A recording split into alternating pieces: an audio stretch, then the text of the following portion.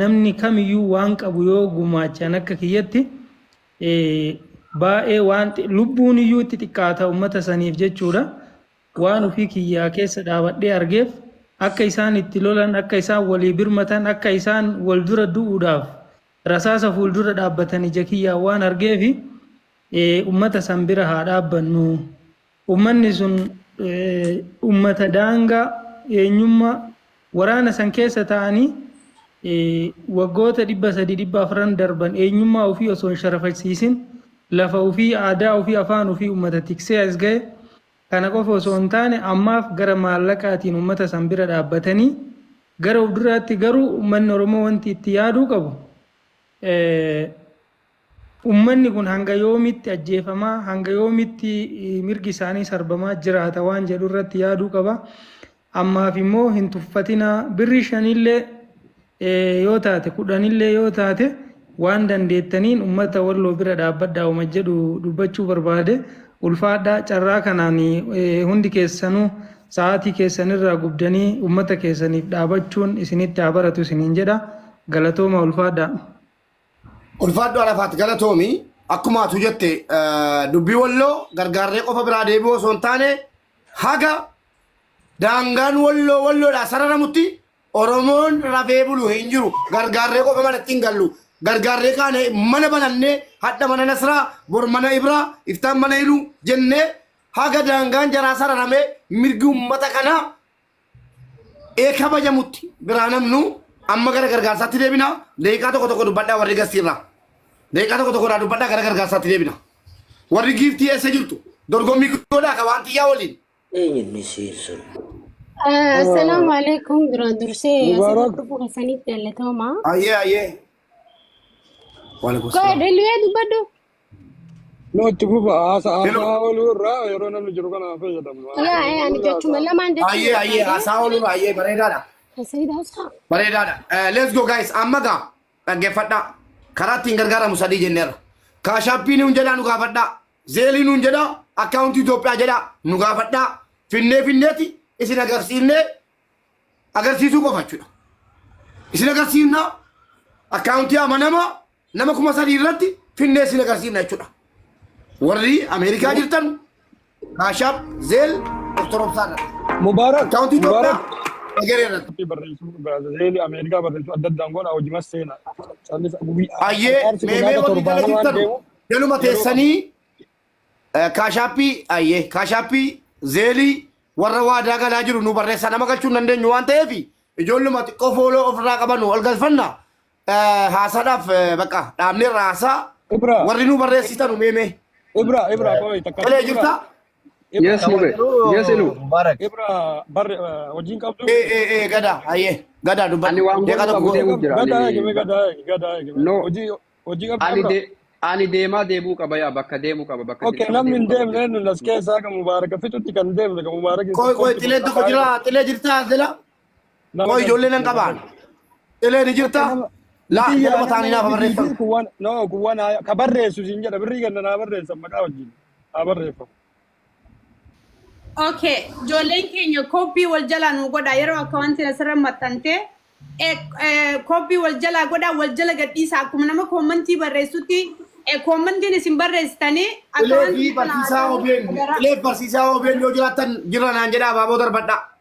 Barsiisaa OBN akkaawuntii Itoophiyaa xilee na barreessu barsiisaa OBN Kaashaappiif Zeelii nu barreessi. Jirtaa xilee akkasumas yaadannoo jirtaa? Warra Itoophiyaa nu barreessi taatis yaadannoo jiraatte. Meerreen naa laalame.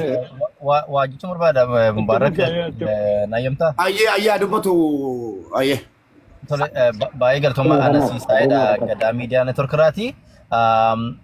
Ituu si danda'amee Dr. Obsaa keessa affeertituu haasaa godhanii uummanni biyya alaa jiru karaa Dr. Obsaa ituu gargaaree irra caalaatti baay'ee gaarii ta'a jedhee yaada. Kanaaf ituu Dr. Obsaa bilbiltee yookiin immoo ergaa ergiifiti asirratti affeeri namni yeroo asirratti dhufee isaan haasa'anii namoonni biyya alaa jiru laachuudhaaf baay'ee maaliif Dr. Obsaa beekanii ani karaa koo Kanaafituu isa affeerte baay'ee gaariidha. Egaa namni akkuma danda'ameen ituu gargaarsa kanarratti baay'ee xiyyeeffate baay'ee gaariidha. Maaliif walloon waggaa 400fidha kan inni dararaa kun irra gahaa ture.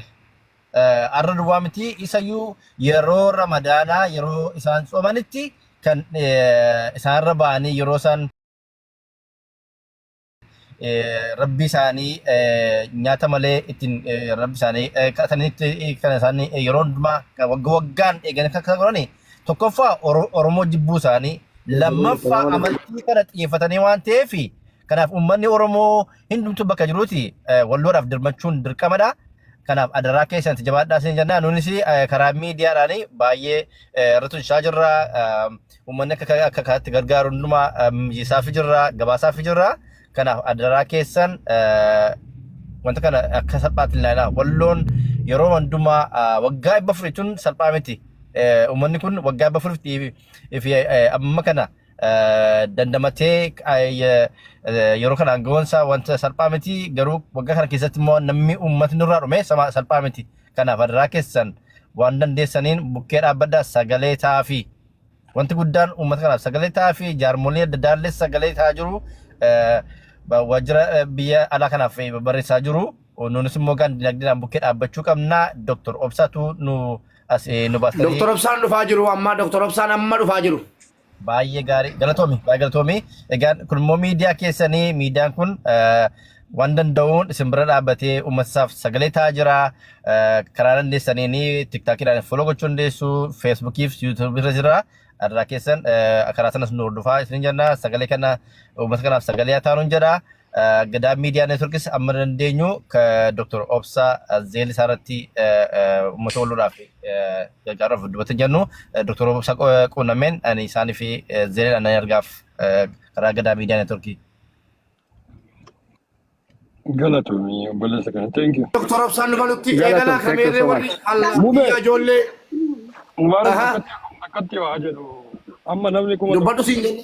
namni gad deemaa jira teennee haasofnaa miti.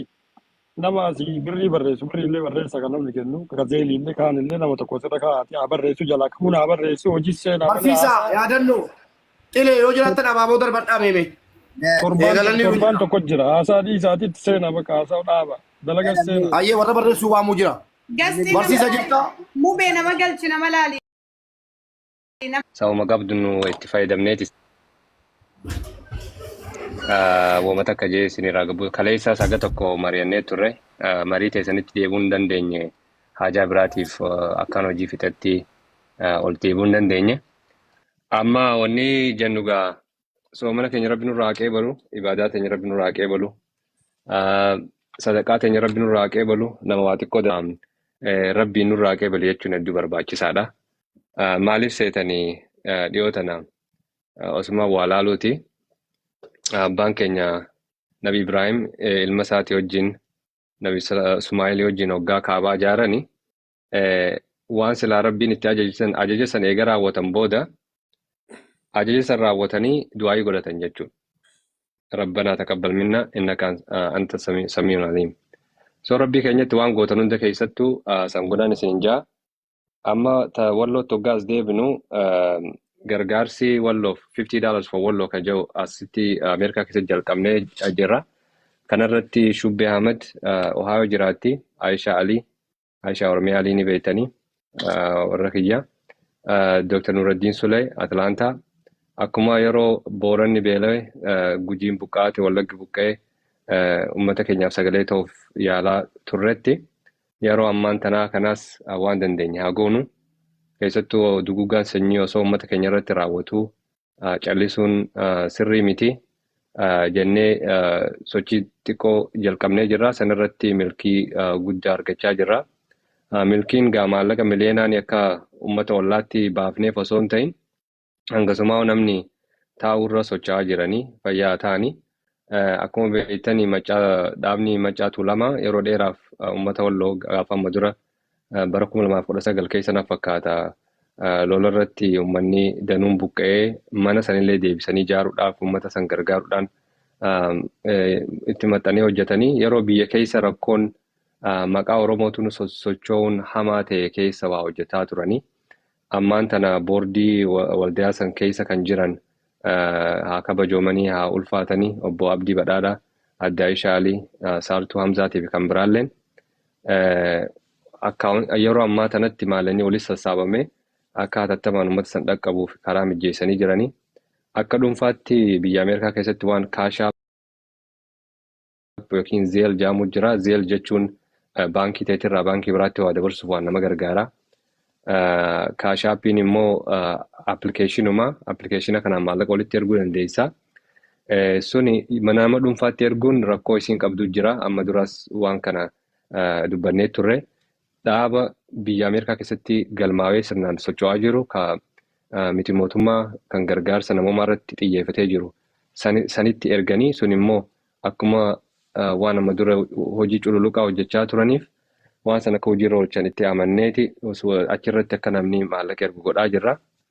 Sanumaa ta'e namoonni yoon kan hin gaafadhu ta'e kanatti ergee nuti achi dabarsinus immoo jiranii harki guddaan immoo gara san dabarsaa jiranii haa kabajoomanii waan lameen sana asirratti isinii maxxansaa.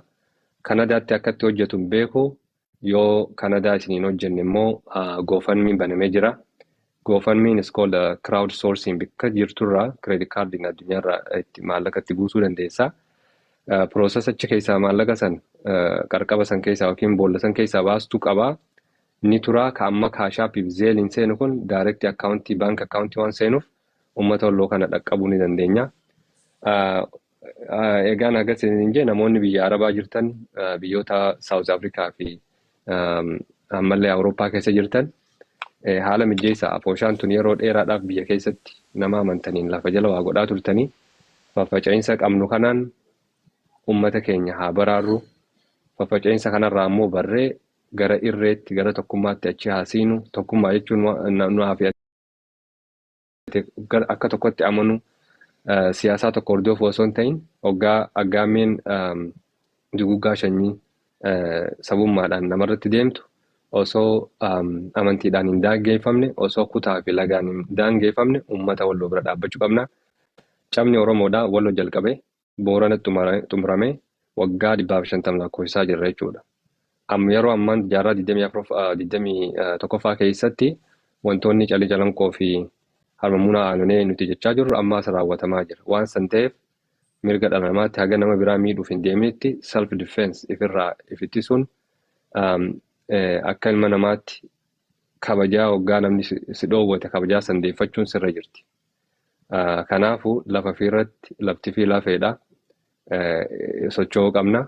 Namoonni mootummaa naannoo Oromiyaa keessa jiru yoo akka walootti illee gabbaatanii dubbachuu yoo isin dhibdellee uummata kanaaf haala mijeessuun hedduu barbaachisaadha. Haakimoonni keenya bakka adda addaa jirtan daldaltoonni, sheekotaa fi luuboonni biyya keessaa uummata keenyaaf dirmadha. Keessattuu uummata walloo, uummata gootummaa Oromoo yeroo ammaan tana agarsiisee jiru. Namni miliyoonni 60 mootummaa Itoophiyaa dhufaa dabaraa keessatti salphatee wal'aansoo waggaa 60tiin immoo mul'anni Oromoo sirriitti as bahaa. Haga tokko bakka dur hin jirru as geenyee garuu bakka nuti barbaannu san hin taane. Haa ta'uuti hoggaa qaamni keenya kun gara tokkoon laalachaa jiru kun immoo taa'uun qabnu waliif dirmaddaa kana haasawaa kana isinirra beekeetii miti. Yeroon yeroo dirmatanii taa'anii haasa'anii miti. Socho'an isin hin jaa yoo danda'ame uummanni keenya kan Harargee lixaa naannoon Karrayyuu haga danda'ametti walloof isiniitutti kalaawa lafa san mijeessuun hedduu barbaachisa. Karaan itti cufamee neetworkiin itti cufamee hoggaa namni nyaata malee yeroo soomanaa kana gara agabuu lafa isaarra lolachaa jiru kasilaasitti dirmachuu qabu. Bishingaa boollaa baasee boqqolloo kootaraa gajjiisee qamadii calleessee kan namatti geessuu qabu uummata keenya kachitti aanu sanii jechuudha. Haa ta'uuti isin warroonni miidiyaarra jirtan hanga dandeessanitti waan centralized ta'e tokko odeeffannoo qulqulluu irratti hundooyte miidiyaa adda addaarra dhiyaattanii uummata keenya hubachiiftanii if dura deemuun hedduu barbaachisaadha. Yoo barbaachise haasawaa kiyya kalammadaa dhaamsa maayitiin isiniif dhaama. Ammaaf achumarra dhaabbadheetiin akkaawuntii asirratti isinii maxxansaa fira keessan Ameerikaa jiru kaasaa. Qarshii $50 akka gumaachan karuma akkaawuntii kanaatiin akkaawuntii Doktor Addanuu baasaa na akkaawuntii kana ifanuu baasaa. Ifanuu godhaadha. Akkaawuntii kan sirrii nama sirrii miti. Uummataa nu ibsa. akkaawuntiin kunis kana marchirra keessa kanan beeku lakki ana sirraan isin himattansa ka Maccaatu Lama. Inni kun maa inni?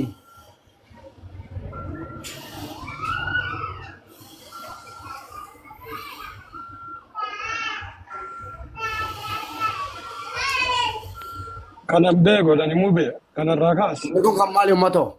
Kaman cabtulama man cabti tulama rakas dan rakas. Qo'ee nagaasa kana. Ittiin argina birri irratti. Musayyad. Doktor Obsaa Kaasii godhaniiru. Kan nama kaanime. Kuna. Ayya. Guddisa. Deebi'anii addanuu babaasanu ammallee fudhatina. Deebi'anii addanuu babaasanu kana. Ana dogoggore sun kanneen gaddaati. Kan intala dhukkuffattuu irratti fakkaata sun. Kan Kunoo argitanii kana laama. Maccaatu Lama Cash App Maccaatu Lama Zelle Maccaatu Lama.usa@gmail.com ka jedhu kan. Innan barreesse kun sirriidha kun olu laala. Sheekni godha asirratti uummata ibsinaan ta'e. Argitanii uummata. Doktor gaafii qaba Argitan. sirriittani. Ayyee isinii deebisaa guutaa kana eegaa. Laal bikka kana koppii godhadhaa firaa firootii keessanitti ergaa WhatsApp gruppii banamee jira waan kanarratti gara keessaatiin boqonnamuu dandeessanii namni asirra jiru tokkichaan fira yoo qabaattan $50 fira keessan Ameerikaa keessa jiruun sababaa keessaniin uummata keenya akka dhaqqabnu ammatti ergaan isiniin ja'a burjaajiin akka haftu beekaati waan tokko haasoo dhedheeraa dhiisanii burjaajii kan uumne mubaarak kunoo an kan isinirra kaa'e kabiraa kana